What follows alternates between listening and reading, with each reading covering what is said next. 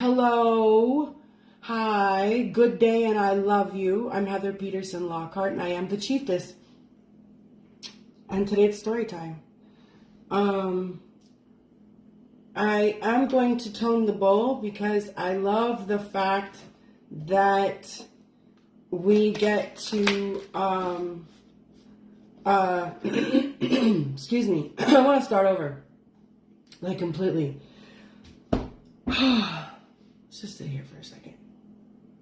Sit here and chill. Sometimes I concern myself. Chose my word there. Sometimes I concern myself so much with doing it perfectly and being so perfect that I'm not even really saying what I want to say and being who I want to be. So I'm just going to slow down because I'm just here to tell you a story today. And I can't possibly mess that up because it's a story. So I really just want to honor the story and the facts in the story and not be nervous and not be concerned with doing it perfectly. Capricorn season is over. Excuse me.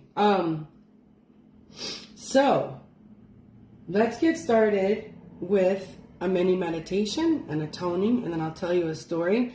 I also want to tell you that Uranus has gone direct. We are like go time. All planets direct.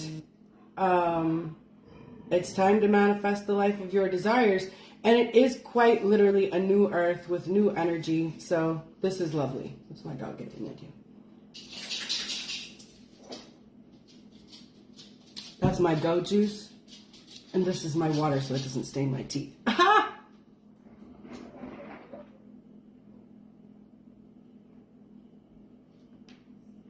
All right, let's do a mini medi and center and connect. This is a throat chakra bowl. If you are seated in a chair, put your feet flat on the ground and go ahead and put your bottom level on the chair. If you're seated on the ground, you might want to go crisscross applesauce if you can. And either way, bring your belly button forward. I don't know how much of me you can see on there. Bring your belly button forward so you're engaging the muscles in your lower abdomen and your lower back. Open your hands, relax your hands, and open your hands so your palms are up. And that's a way of signifying with your body that you're ready to receive and that you're open. To have open hands and an open heart and an open mind. And go ahead and close your eyes. And take a big breath in through your nose. And let it go out through your mouth. And in through your nose. And out through your mouth. One more big breath in through your nose. And let it go out through your mouth. Wiggle your fingers and your toes, bringing all that new air, that new energy, those new ideas and new possibility into every bit of your body and every cell of your being. Take your left hand, put it on your chest. Take your right hand and put it on your left. And say, I am love. I love you. To your body.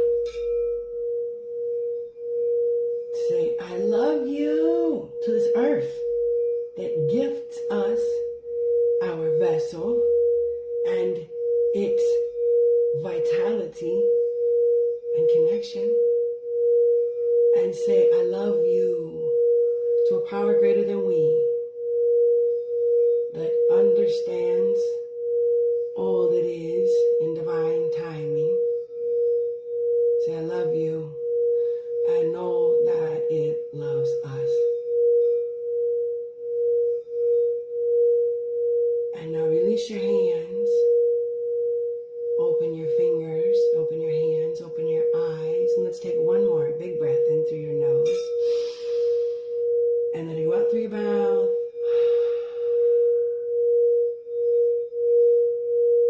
And relax. I think it's nice nice to do this every time we get together. Most of us don't take big breaths in a given day. So it's nice if we take the time to breathe. It literally revitalizes your body and gifts new energy and possibility to each cell of your being. As we start to understand more of what we really are and what we're capable of, and of the true ability to renew and heal the body, I tell you, we're going to be like, oh, and I wasted all this time and this energy talking about the problem, crying about what I thought was going to happen. Psh, silly talk. Hi, Sam. How are you? Happy Monday. I love you. I love you. I love you. I love you. All of you. I'm so grateful to be here with you today. I want to tell you a story. So for real, y'all, I keep saying this, but for real, y'all, we've entered a new paradigm. We've entered brand new energy. I mean, you could say it's always brand new. Did you see the big birds fly over the... I've got to tell you what's going on one story at a time. I have vultures all over my house and my yard since my birthday. Anyway, I can see when they're flying here because these massive shadows go like across the yard and across everything. And then my dog starts growling. And a lot of them lately, they've been landing on the roof. And so we can hear them. I mean, like they've got these huge talons. It's really cool.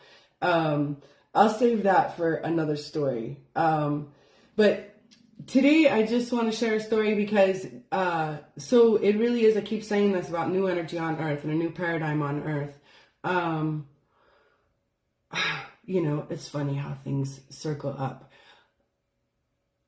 What I was just saying that I would share about is there's a prophecy. There is an old prophecy, the eagle and the condor prophecy. I think it originated, I read it originated with the Shipipo people. And I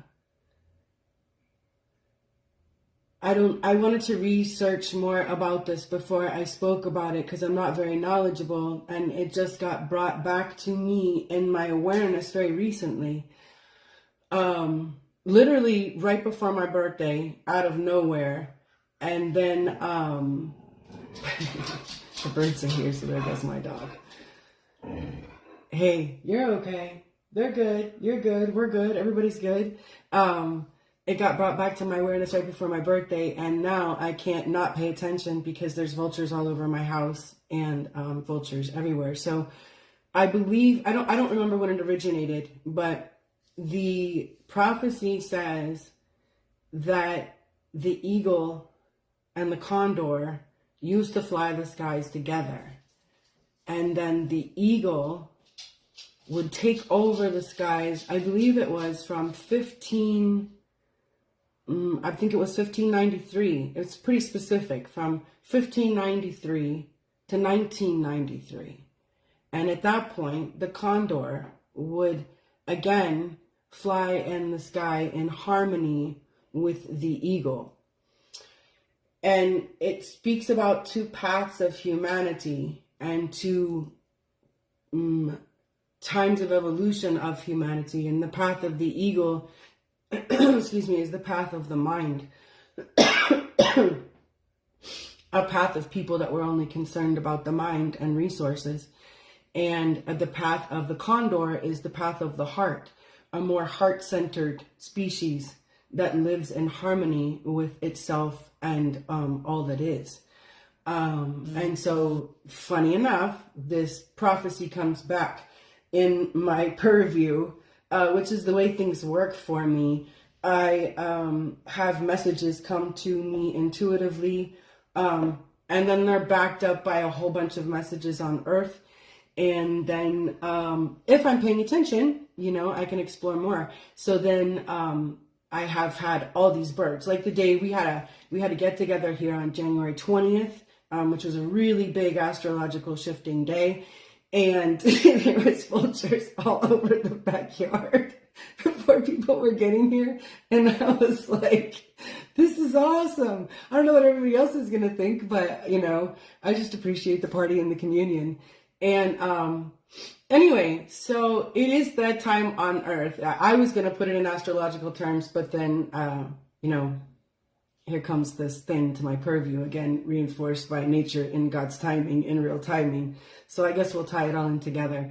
So this change in energy on Earth has been prophesized about, has been spoken about, theorized about by different cultures in different ways. We can put it right now in astrological terms that some of these things that are happening recently have never happened before on Earth. And so it is offering new energy on Earth, right?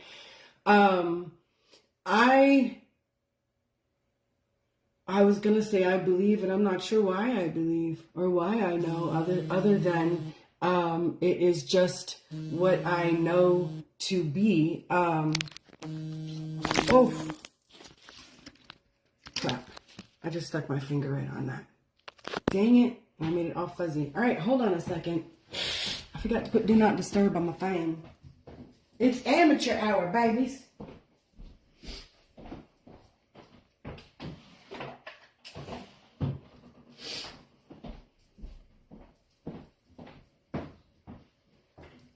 All right, let me clean my phone and I'll put it right back.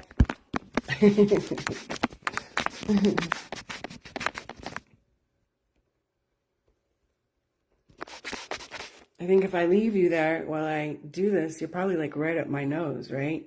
And the whole time, I don't know if you were hearing me. Okay. All right, that should be fine. So, what I was saying is, I'm not sure why I know, but I do. And I know. Like, when I say that, what I mean is, some things I wonder about, or maybe I've learned about, and I understand that they're like in here in my learning. Like, I know that. I learned that fact. But then some things are like in here and in here and back here. Like, I can taste them. And I know them in my body.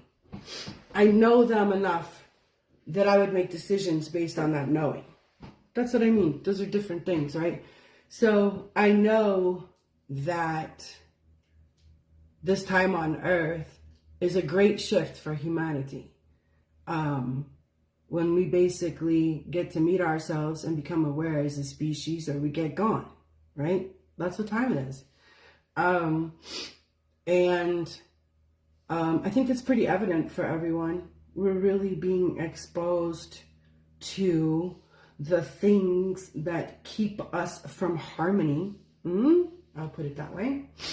We're also being exposed to the things that help us be more healthy and happy and harmonious too, right? So I think it's a matter of how we're choosing to tune in. So let me get started with my story here. Today's Monday. We just had a weekend. And over the weekend, hey, you're okay. You're going to have to calm down and cool it, or I'm going to go put you in your house. All right, madame? Hey, lay down. So over the weekend, I decided to go play Dungeons and Dragons with my son for the first time. Okay, and it was Saturday. I've never played Dungeons and Dragons before. In fact, it was like totally not in my purview growing up. I was a jock, and we didn't do stupid stuff like that. I didn't even have an imagination. I look back on it, and I was very like a cookie cutter, cut out. Like, these are my beliefs. This is how I do it. This is why I do it. And I made fun of the people actually that embodied imagination and played in their being. I didn't know how to play. I didn't know how to play at all. So on Saturday, we decided that I will go and play Dungeons and Dragons. And my son is really excited about this. And so we go for a little campaign at our local library, right? Which is absolutely a magical place. So we go to the library, and as we go in, it's just it's a small little group, and I'm like really excited. I'm thinking about it now. It's so funny because my son's been wanting me to try this for a minute, and he's gotten into it, and it's just like, it's so far from been my thing, but this opportunity came up, so I was like, yeah, let's go. So we go to play Dungeons and Dragons, and I've got snacks and everything. Like, I'm ready, we're geared up. And we go in, and the young man we're ready to go. So we're moving back into this back room with the young people that are going to play. And as I am walking back into the meeting room of the library, I happen to look over and see a young man looking in the children's book area. And he just turns around, as I'm walking by. So I was like, hey, want to play Dungeons and Dragons? And he's like, I've always wanted to learn. And I was like, well, come play. And he says, I would but I have her. And he says, and he pointed to this beautiful little girl that he had. And I said, I think she can come in there and play while we play. Let me check it out. So I walked into the back room, and they have little toys in there. And so I bought some other little toys back there. And I asked the other kids in there and the other people in there if they minded if someone came to play with us for the first time, if they brought a little one and she played while we played. And they all said it was fine. And these are not all grown-ups. Like, some of these are really, young adults, teenagers, kids my son's age.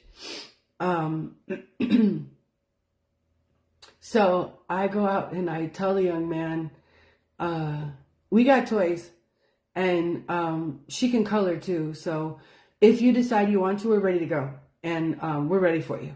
And so I went back there and set up a spot for him. Pretty sure he would come back. When I tell stories, it's funny because I look back on things that I don't remember thinking at the time, but then I can see that I knew he would come back there. And I remember too at that time now, it's funny because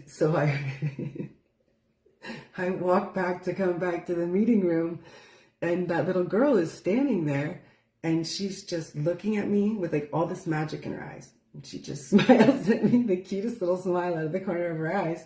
And I grinned at her, and then I went in the room. And so, in just a little bit, Dad and little girl come in, and so we all get to start playing in Dungeons and Dragons, and the little girl starts playing.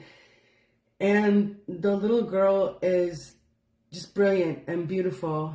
And it's really cute to watch how this very young dad is very aware of this little girl. And he's trying to play Dungeons and Dragons, and he's watching the little girl, and he's really paying good attention to her. And he's really trying to pay attention to the kids.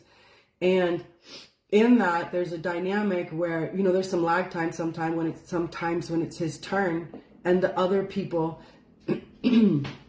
that we're playing with are completely patient.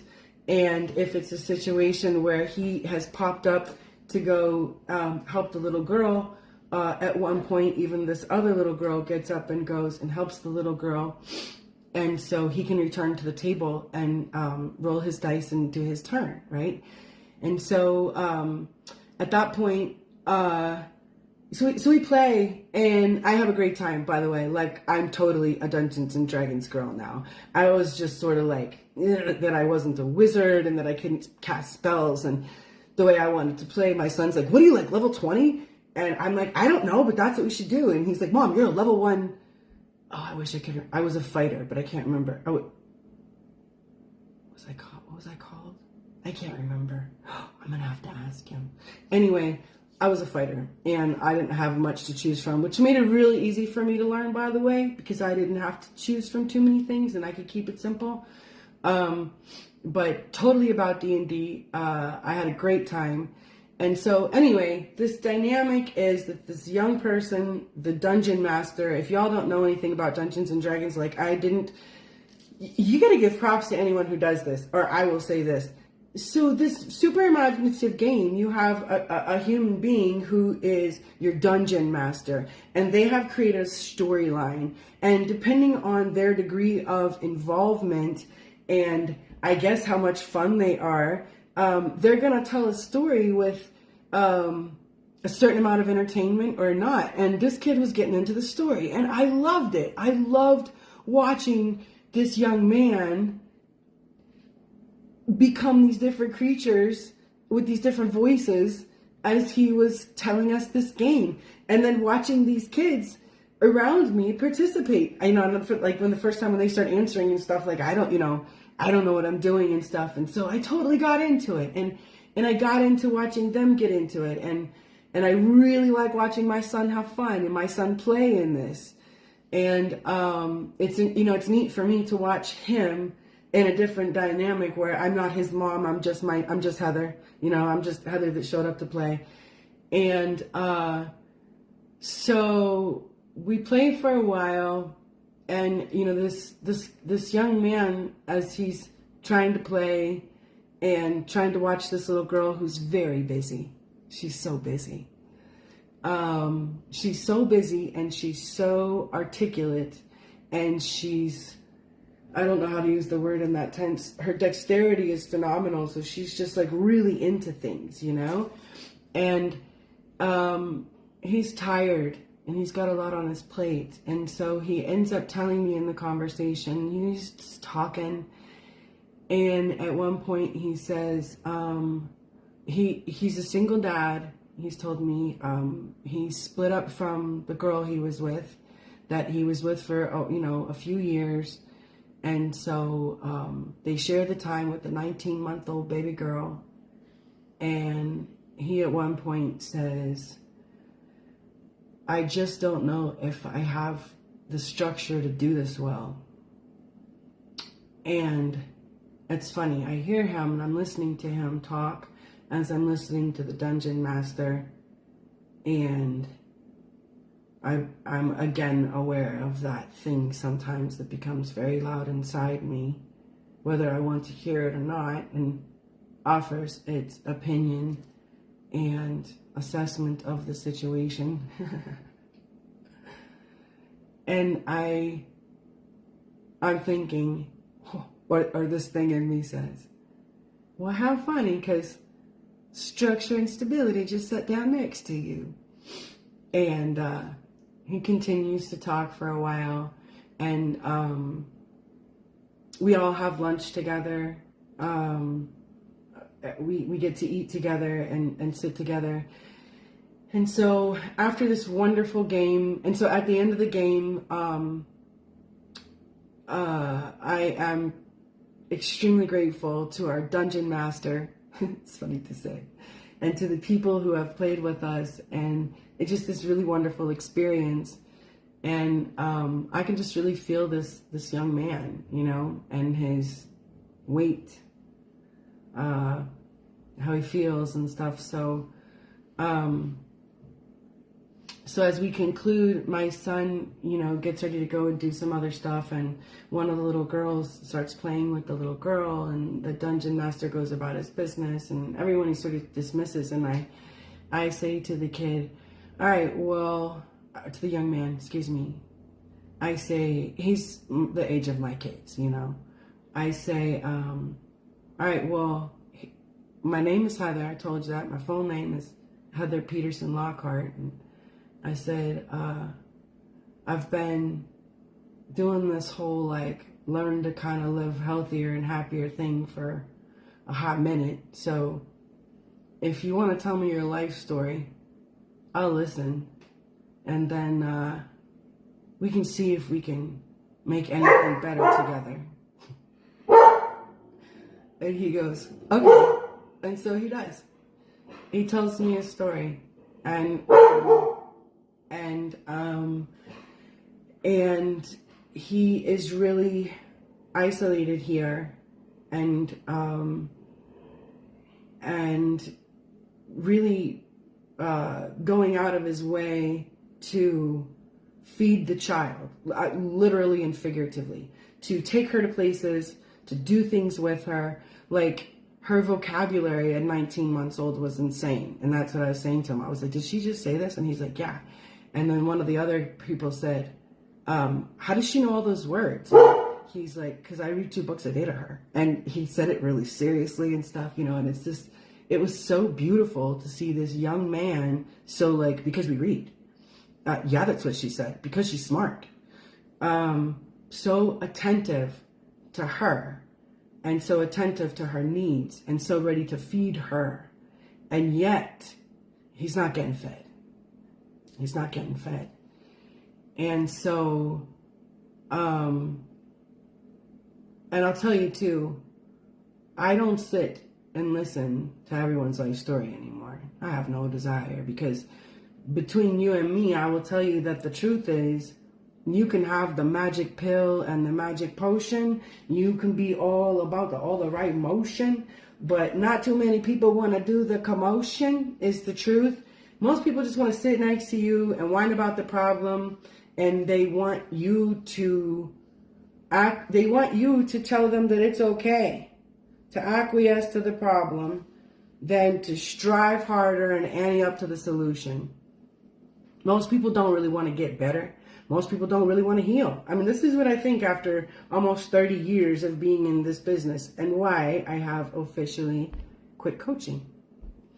Because not too many people really want to do the work. Most people just want another to go, oh, I'm sorry that's happening to you. That's rough. I, on the other hand, I'm like, whoa, sounds like life's hitting. You must have some shit jumbled up inside that makes you a shitty spot for a shitty point of attraction.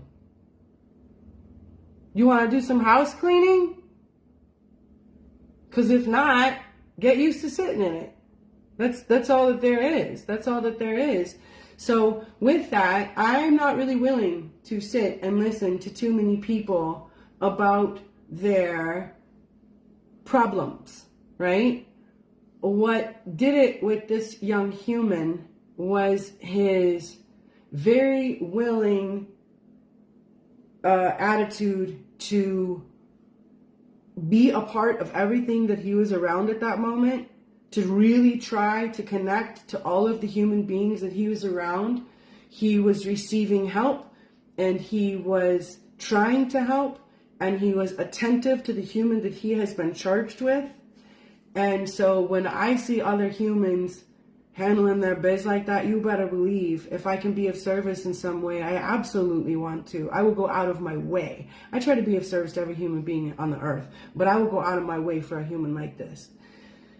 So, you know, we talked about some stuff, and in that, at one point, he was saying how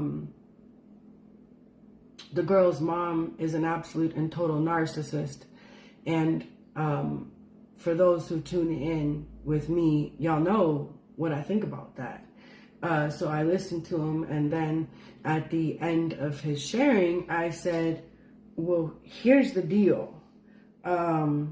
If I find myself speaking about how someone has treated me poorly, or someone is behaving narcissistically towards me, then it is also fair to assume that I have willingly forfeited my energy. I have punked myself, and I'm going to project it onto someone else, and I'm forfeiting my own power, and I'm really sort of disheveled inside about the fact that others around me are claiming theirs. Because we are all narcissistic and empathic. There's no empathic humans. I'm an empath. We all are. That's like going, I breathe. Mm-hmm. I have lungs. Yeah. Yep. You are an empathic, emotional, bioconductive, electromagnetic creature. Influenced by gravity and other living systems of this planet. That's the gospel truth. You have the ability to embody empathic characteristics. You have the ability to embody what we call narcissistic characteristics. They are the two bipolar ends, bipolar spectrums of the same chakra, which is your root chakra. So depending on how you're living in your root, you have views of others being narcissistic or not narcissistic, of yourself being empathic, highly empathic, forfeiting your, and others taking from you, or being so influenced by others. It's a free will planet. If you feel that others are taking advantage of your energy, it's time to learn to set boundaries. If you feel so easily influenced when you are out and about by the energy of others, it's time to learn to balance your own. The narcissist is never complaining that, well, I had all these empaths around me trying to suck my energy and blame it on me. No, because the narcissist is focused on what this person, what they're doing. They're focused on what they're doing. And what happens in that is the narcissist gives the universe a very clear understanding of who they are and what they want, because their focus is stable. And so they are more apt to attract what they want. They are more apt to attract more of what they have or what they are doing. It's funny because then the empath is crying about how, I don't know how they keep, everything always works out for them. Because they host the consistent vibration where the empath is wishy-washy. I know what I want. I don't know what I want. I had energy. I gave it to somebody else. I'm okay. I'm not okay. So it's time to start taking charge of what's going on the inside if we don't like what's going on the outside, right? So we have this talk, and there again, I can always see how people, if you want to hear what I have to say on that and you're willing to digest it and do something with it, then we might move forward. But what I'm trying to say is I can see with his reaction at this, if he is willing to listen or if he just wants to blame other people around him, right? And at this time on earth, for those who just want to blame other people around them, I don't think it looks too optimistic, and I'm absolutely not about to drain my battery and waste any more of my time and resources on that scenario. So he says to me, he can understand that. And then he tells me a lot about how he's raised and how he can understand how being raised this way might correlate to feeling like that, and how that might be a way. I say to him, if you focus on some of that, that might be a way for you to start taking some of your power back and feeling more powerful. And he agrees to this, right? So at that point, we exchange information. I forgot this very key point. During this time, I text my boyfriend. I text him that we are, I say, hey, I just want to let you know we're adopting a young man and his daughter. And then I say, I said, I just want to let you know we're adopting a young man and his daughter. And I send the text. And then I send another text because if you know me, you know that might mean I'm bringing someone home, because I've opened my house twice to a young person and their young person. So then I text right behind that and I say, just in our hearts and in our living, or in our home, so to speak, but not in our house. And he was I was like, no worries. And he texts back, I wasn't worried.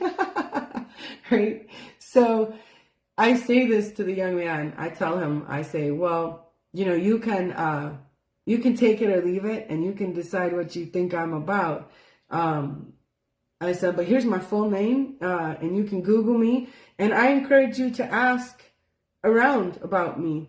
I say, when I leave here, ask the people around here what they think about me. We live in a small town. I said, ask around. I encourage you to ask around. And I think you should do that in your future. If you find people that you want to hang out with, especially if you want to bring your little person around them, and, people that you're thinking about spending time with, you might want to find out what they're about. And in modern day life, depending on where you meet people, that's a little bit challenging. So here's my info, and please ask around. And he seems quite amused about that, And then I also tell him that with that, I have texted home and told him told my my boyfriend that we are adopting a young man and his daughter if they're agreeable to it. And it's so funny because it sounds so like probably so crazy in this day and age, but this is totally the way I was raised. I was raised military, and my mom is like barely 5'1" and never met a stranger and loves the whole earth. And so, like, we always had a house full of soldiers that weren't going home every holiday. So I'm completely used to having family be, hey, this is so-and-so from this unit. And you're like, hey, it's so nice to meet you. And if they're there, you know, they're your family. And then I'm active in recovery. So, you know, it's the same. Like you're in these rooms, you're my people. You're my brother and my sister. You have the same deal going on as me. You know, I'm happy you're here. I'm just happy we're living today. Genuinely happy, genuinely ready to help. So we go our separate ways after that, and or we split out this room, and then like they leave, right? And so then when I walk out of the meeting room, there is a gentleman in there, and he just looks like he's sort of down on his luck, we'll say. And I have seen him, I live in a really small area, okay? And so I see this man out walking quite a bit. And so, ahimsa. I see this man out walking quite a bit. And so, anyway, the librarians are talking to him, and I say what's up to him, and he says what's up to me, and he says, do you go to that gym? And I say, I do.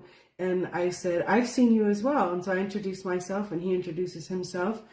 And then I go back to the back of the meeting room to try to get the rest of the lunch that had been delivered to bring it to this man. And by the time I get back up here, he's gone. And so I'm holding all this food, and I say to the librarians, is he still here? And they said, no, he left. And I said, oh, I wanted to give this to him. And I said, like, did he just leave? Because I'll go chase him. And they were like, no, like he left a couple minutes ago. And so I said, I just wanted him to have this food. And they said, we know. We gave him some water and some socks. And like, those are all the words that exchanged. And yet so much information just passed about this man's conditions for living, I would assume, right?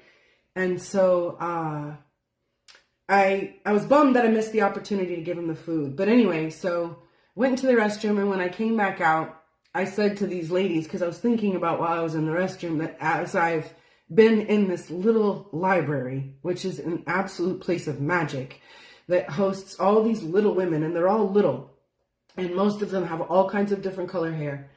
And it's like a story I told one time about a fictitious group of women called the Butterfly Brigade that just show up and bring joy.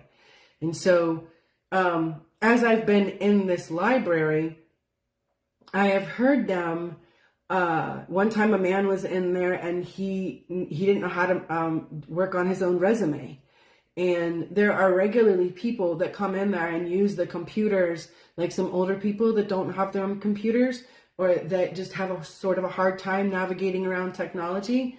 And these women are always helping them. Like, I've seen these women be counselors and tech coordinators and resume composers and editors and all these different things, sitting behind this desk for the average human who comes through the door and simply asks for help.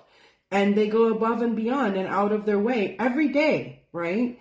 And so when I came out the bathroom, I said, I've decided that this library must be on a fault line. And you all are wizards and fairies and absolute magicians, because every time you're here, you're doing something magic for someone. And they giggled, and one of them was telling me that she said, that's just what you do. You know, you open your heart and you open your home. And I said, I'm like that. I said, in fact, I think I just met I told Robert that we're gonna adopt the young ones that were just in there, because they need some connection. They need a home to go home and sit at the table with the family. And she said, well, we adopted a 54-year-old once. And she said, my husband's coworker was having a really hard time and things just went horrible for him during COVID. So we invited him into our home and loved on him and got him well again and then re-released him into the world. And I thought it was so cute how she said that, right? And I was just like blown away by the beauty of simple humanity and human connection, right? And so I went home and I told my boyfriend all about the day, right? And then I said to him, I said, were you worried that I was going to bring him home? And he said, no, that's what I meant by the text. He said, I thought that's what you meant. I thought you meant you were bringing him home, that we were officially adopting him. And then I just said, well, I guess that's what it is. Which makes me love him beyond what I can articulate. Because that is me. And you never know when I'm going to be like, hey, I mean, like I was having my hair braided one time and the woman braiding my hair ended up telling me that she and her, I think he was an 18-month-old boy at that point, he was 18 months old, were being beaten by the kid's dad. And that same thing started talking to me while I was having my hair braided. And so I said to her, I have a spare bedroom in my house. Would you like to come home with me today and stay at my house for a while? And she's like, you're serious? And I'm like, I am. And when we leave here, we can go to your house and collect your things. And underneath my clothes, I'm pretty jacked, so I don't anticipate we'll have any issues. And she and her 18-month-old son came to stay with me for a few months and got on their feet. And she got her own place. And she had a good job, smart girl, baby's good. It's really good. So you'll never know with me. And so he was like, no, that's cool. That would have been cool. So I said to him, well, since you feel that way, if it's all right with you, I'm thinking about inviting him to dinner. And he was like, yeah, that's fine. That's fine. If that's what you want to do, just, let me know what I need to do. And so I started cooking and I texted them and saw if they wanted to come to dinner. And they said they would love to. And so my son had a friend over and we all had dinner. And so during this dinner, here we are going through dinner and I've got a super high energy little one running around, my son and his friend. And I have to tell you, my son, how do I want to say this? My son's friend has been given diagnoses and has had issues with being super high energy in more than one situation. Okay? With that, we've got a little one. She's 19 months old.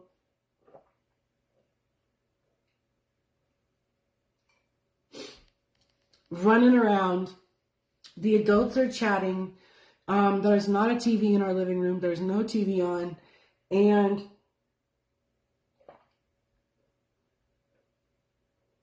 my son and his friend are playing with building things like linking logs. And then they're writing. They decided to write. I'm not sure why, but the other little boy wrote a play. And my son wrote these 3 paragraphs of a super imaginative story. And while they're doing this, they keep breaking to like help with the little girl as she runs in there. And at one point, the little girl brings her colors to the other young man staying over. And he says, and these kids are 12, okay? He says, oh, you want me to color with you? And so he sits down with her and he starts coloring. And I'm like, and then the young man, the little girl's, I don't want to use names, so I should have given them fictitious names to tell the story to begin with. The young man from the library at that point starts to play chess with my son. My son starts to teach him to play chess. So while I'm finishing getting dinner ready, the other little boy is coloring with the little girl, and my son is teaching the dad to play chess. And Robert is totally helping watch this little girl, because periodically she runs over and grabs all 260 of him by his finger and is dragging him around by his finger. It's adorable. Okay? This is what's happening in my house. With people that just hours earlier I met who said they were pretty void of connection. That have a nice place to stay and plenty of lovely food and enough stuff, but no people to do it with. And so I'm also particularly touched by watching this child who has received these diagnoses and who in some classrooms, in some places, would probably be labeled and viewed as in one way. And here he is coloring with this little girl who's not even 2 years old, helping her, so patient, so attentive, and focused enough to write a play, right? So we had a lovely evening. I mean, an absolutely lovely evening. And then, you know, they went home, and the next day I checked on them. And the young man said he felt like a weight had been lifted off his shoulders. Like he said when I hugged him that it had been, I don't know how long since he had hugged anyone. And, you know, we start to get sick when we don't hug others. I remember being in detox one time, and I would run around after I stopped puking and shaking, and I would hug everyone and tell them I love them, even though you're not supposed to touch others. Because I would be like, 7 to survive and 14 to thrive. Because I had heard that you needed 7 hugs to thrive. 7 hugs a day to survive and 14 to thrive. And so I understood that like touching people helps me release oxytocin and regulates my immune system and some of my most fundamental rhythms of well-being. And so when we become cut off from others, all kinds of things start to happen, you know? And if you are a caregiver, that's really hard to be giving the care when nothing's filling you up. So I loved getting that text from him, that he felt like a weight had been lifted. We'll see what he does with the connection moving forward. If it remains useful, you know, the ball will be in his park on that. I will remain available for a connection, and we have, so we live a life now that it's like that. Like we have dinners where we're like, hey, come to Sunday dinner. And you mean like we just met you and you come to Sunday dinner? Yeah. And then you end up with this community. Then the people that are here that didn't know anyone, now you got nobody that doesn't quadruple. Everybody meets someone. This person who didn't know anyone, this person who didn't know anyone comes together, and then everybody knows someone. And it's beautiful. It's beautiful to be able to make these connections. It was also beautiful to me that next morning, I got that text from the young man, and I got a text from Robert. I had said something about a bird singing that morning, and I said, do you hear that bird? Oh my gosh, that bird is so beautiful. And he said, did you get the text I sent you? And I hadn't checked my phone, and that's when I got both texts. And he had sent a text, and he was saying, I can't even remember what the quote said, but he was saying to me that a bird just sings its song to sing, to express itself. It's not necessarily to answer a question. He said, I'm starting to get it with you, Heather. You've just got a song to sing, and it doesn't have to answer any question. And I thought it was one of the most beautiful things that anyone's ever said to me. My song to sing is all about human connection, and that it is everywhere you are, everywhere you be, you are hosting the opportunity to connect. Most people in nowadays way have become entrenched in focusing on what's wrong, talking about what the others are doing wrong, talking about what they don't want, that they forego all these opportunities that are right there in front of them. Because the funny thing is, the divine flow is ongoing and ever attentive. So you can bet that at any second, what you want is right there. What you need is right there. It's tangible, it's accessible, it's available. It's whether or not you are conducting yourself in a way that you can allow and receive what is flowing to you.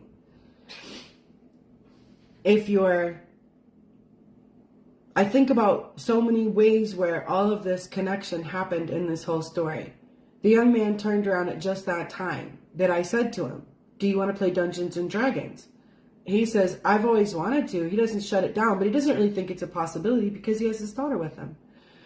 But he keeps a foot in the door, and he says, I've always wanted to, but... And then I put another foot in that door and put the door open a little bit larger. And I say, well, I see a bit of want there. I see a little bit of possibility. Let's make it bigger. Pretty sure these people would be okay with the little one running around if she had some toys. And so now the door's wide open, right? Now all of this connection is flowing. Everybody got so fed. It was so beautiful to watch all of these ages of people come together as we were playing a game. Nobody was mad that the kid's over there again, or he can't do his turn right here. At one point she took the dice. I mean, it was just so cute, you know? And another little girl, another young girl thing just whipped out another set. My boyfriend was not raised around people, I don't think, that roll like I do. So the fact that I text home, hey, it makes me cry. We're adopting a young man and his young daughter. And he's like, well, that's what it be.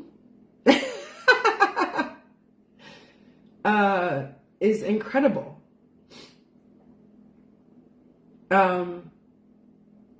And he's just like, all right, showing up to love.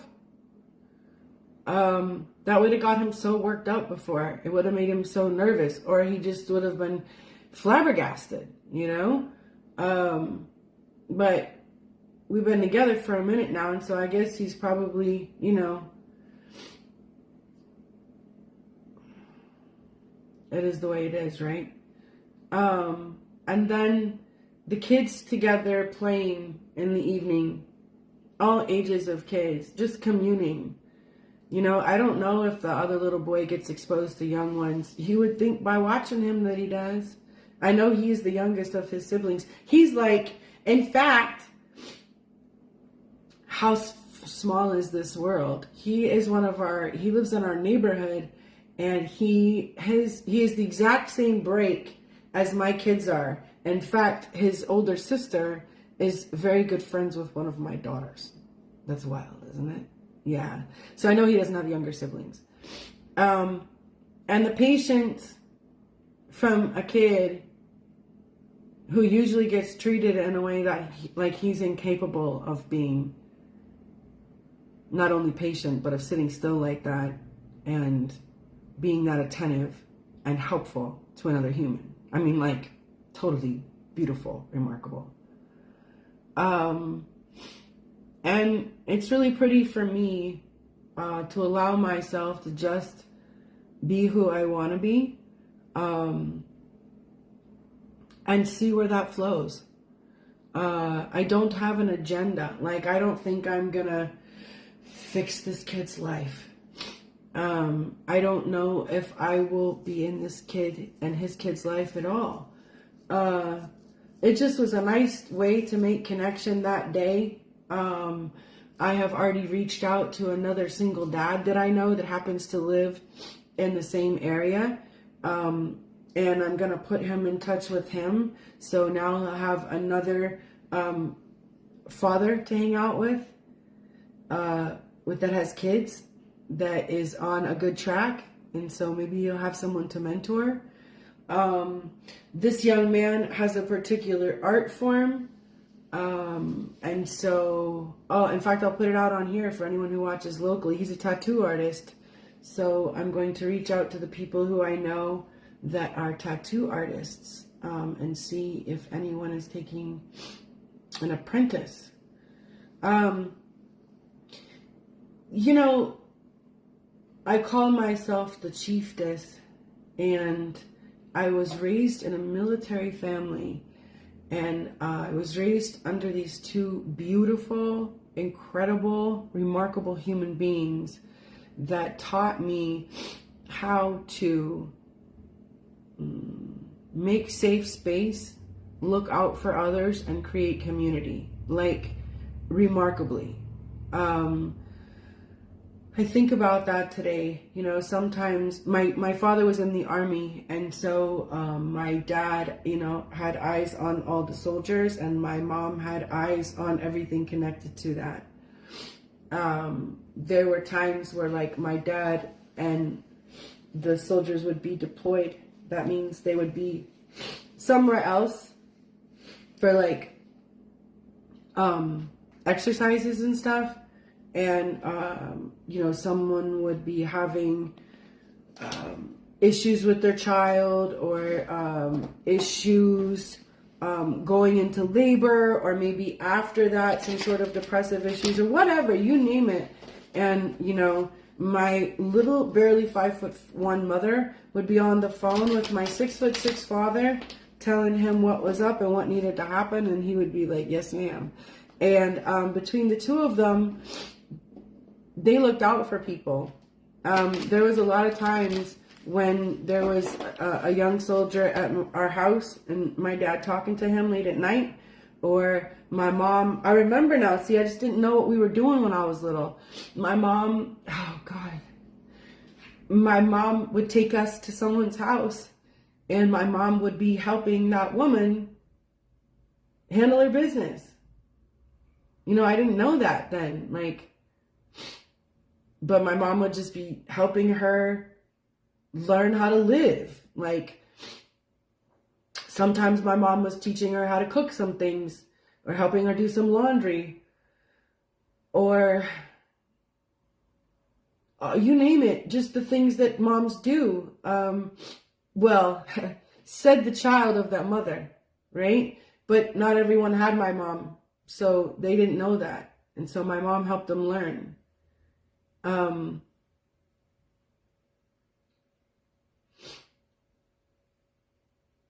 I took those things for granted. I'm realizing now that most of us did not have that mother. There's a whole lot of humans that didn't get raised, you know? And a lot of those humans are raising babies. So,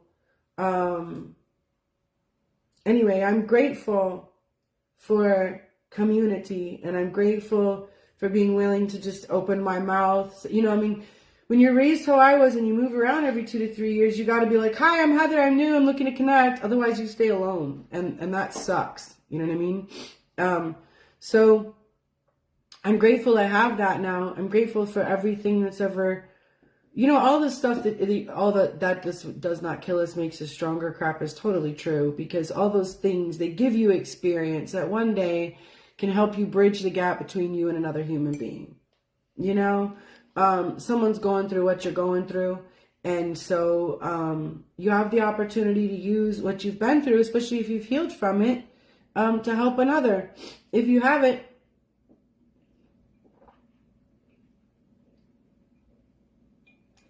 then you're still in it. I'm going to pull a card for you.